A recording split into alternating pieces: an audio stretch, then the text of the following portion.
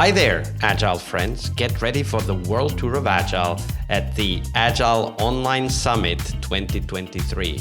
You can join us from October 24th to 26th for a global showcase of cutting-edge Agile practices and insights.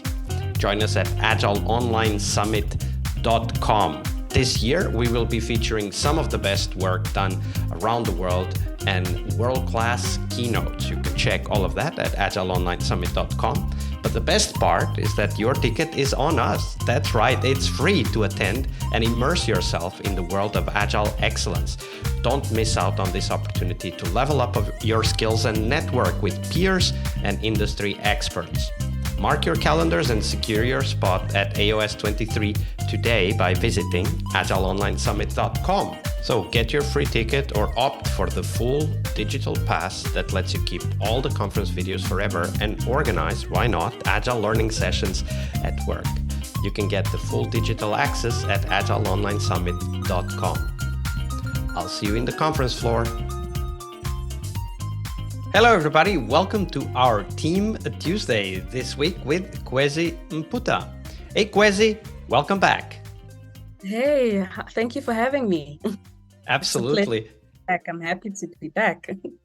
So Khwezi, on Tuesdays we talk about teams, but as usual, before we dive into that, do share with us, what's the book that most inspired you in your career as a Scrum Master? So in the Monday episode, you remember that I spoke about being worked out of a job or a place in my life where I was retrenched. And during that time, it actually kind of pushed me towards finding ways of improving myself and improving my knowledge and skills as a Scrum Master. And this is how I found this book. This was during my quest of improving myself, in that break, preparing myself for the next challenge.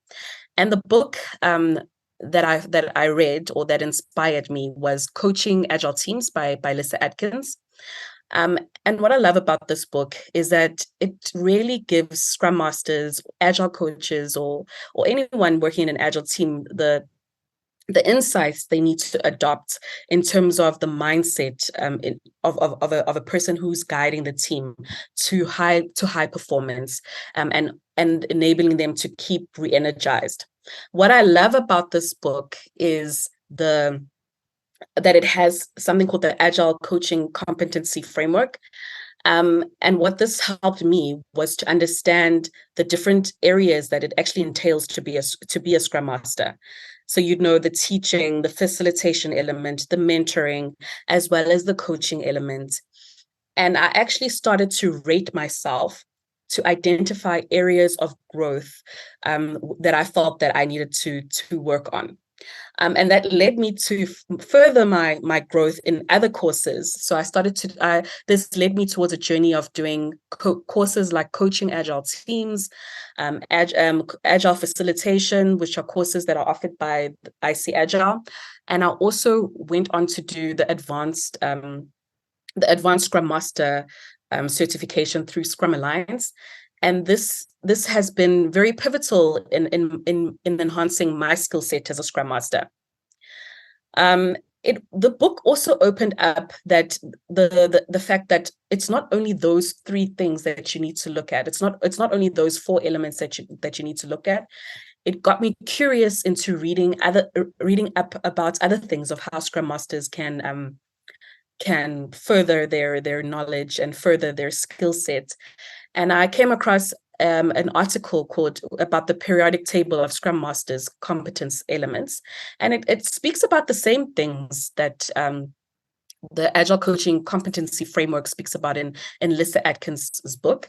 But in this article, it also highlighted the behavioral elements. So your ethics, your assertiveness, your openness, your how do you handle conflicts, your empathy, and that I also needed to also weigh in and rate myself with regards to that, and work on myself in terms of trying to bring out those skills as well. yeah, so that's the book that inspired me to want to learn more and further improve myself as a Scrum Master. Absolutely. And the book has been on the podcast, has been recommended different times, but I really loved your the reasons why you are recommending it and how important it was in your own personal journey as a Scrum Master. That's what we hope, of course, books to do for us in our professional and personal lives. So that was a brilliant recommendation. Thank you for sharing that. So next, we turn our attention to teams and how sometimes they become their own worst enemy. Walk us through a story of a team that you worked with, Khwezi, and walk us through the steps, like maybe initial signs that something was happening, and then how those initial signs transformed into larger patterns that over time really led the team down the wrong path. Share that story with us. So Vasco, in 2019, I was working in a team. The team had exceptional individuals, like everyone was great at what they did. But unfortunately, the environment was very high pressured. So that was already like the first sign. And the product owner that we had in the team, they didn't have the authority or the respect within the organization to actually make decisions. So they were like what you call a proxy product owner.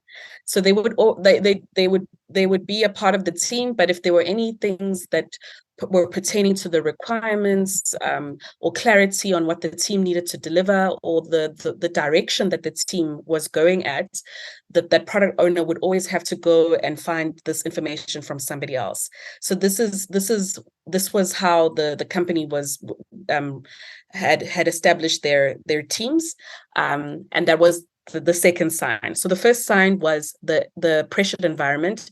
The next sign was that there was a proxy product owner. And because they were a proxy product owner, they were always getting pressure from the top to push more requirements into the system. So with these signs, what did this lead to? It led to more anti-patterns. So the one that I actually mentioned now, which is having a proxy product owner, that is an anti-pattern that is faced by many teams. I'm sure it's not unique to my story. But in this particular team that I was in, the other anti-pattern that this brought about was that because the product owner was having this pressure from the top, so as a team, in sprint planning, we would commit to items on the sprint backlog.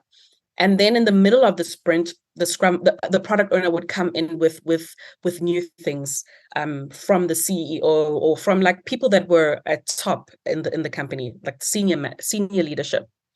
And the team would then have to negotiate in terms of what I would always encourage was that if you bring in something during the sprint, there needs to be a negotiation in terms of taking something out of the sprint.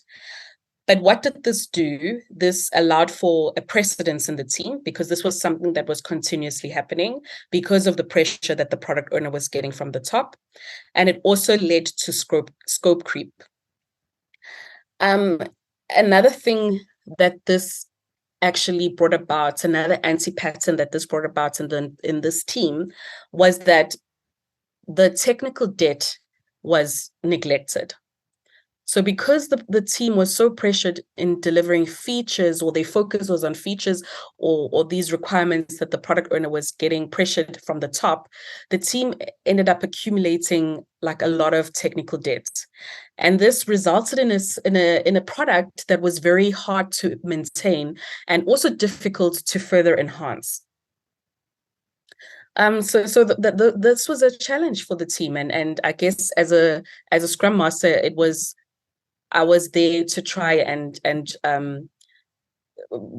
play, like, for the team to reflect these things back, not only to the team, but reflect these findings back to, or these observations back to the organization themselves, because some of the things that were hindering the team were beyond their control. Yeah, and so often that happens, and I really like how you describe that. There was high pressure and the proxy PO, and a lot of other things emerged from that. Another word that you use, the system, right? Like bringing too much or pushing too many requirements into the system. I think that also illustrates how important it is for us to understand that something happening at the team level may not originate at all from the team. It may originate elsewhere, and we need to pay attention to that.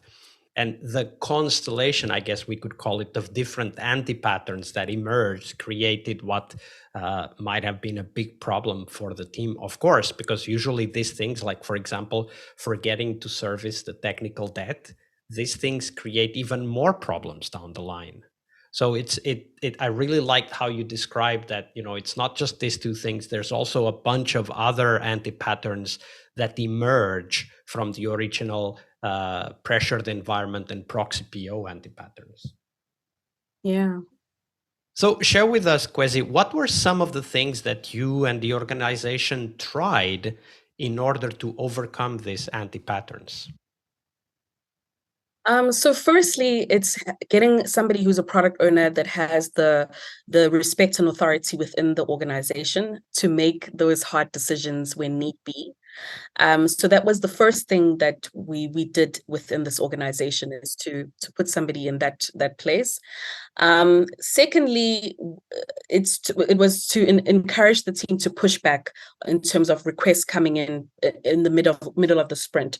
So this is something that was raised in retrospections, and it was one of the action items that the teams actually brought into the next sprint, is that they're going to try to push back, because we can't continue with this being the norm of what happens in the team. Thirdly, was to also advise or coach the product owner to interact regularly with stakeholders, so that they can be in the loop of what's happening next, what features are coming next, what's the team working on, what is their next priority in terms of what they're going to develop. And the stakeholders should also, you should also encourage them to respect the product owner and not go over whatever decisions that the product owner has. Absolutely. All great ideas. Regarding coaching the interaction between stakeholders and product owners, how did you get over the fact that the proxy PO, as it usually is, might not be senior enough to be able to do that pushing back? So in this case, what it turned out that the product owner was more suited towards being a business analyst, because they were also dabbling in that space. So they were actually a business analyst that was made a product owner. So it's having that courageous conversation with the stakeholders, with leadership, as well as the individual, and they took it on surprisingly very well, because that's where their passion was. Their passion was actually for the business analysis work, not necessarily the product ownership. And then we had a conversation as to who then is best for this role. And that is obviously somebody who understands the business, somebody who understands where they want the product to go, and somebody who is obviously of a bit higher level as compared to the previous product owner. So it was literally bringing in that person, a new person, into the team. Yeah, and absolutely. That's a great point. Getting the right person in the product owner role is very important. So Khwezi, thank you very much for sharing that with us. My pleasure. Tuesday is Team Day here on the Scrum Master Toolbox podcast. But tomorrow we talk about something that goes beyond the work we do with the teams. We will talk about how to lead change and what our guests have learned from leading and participating in change programs during their career. See you tomorrow. We really hope you liked our show. And if you did, why not rate this podcast on Stitcher or iTunes? Share this podcast and let other Scrum Masters know about this valuable resource for their work. Remember that sharing is caring.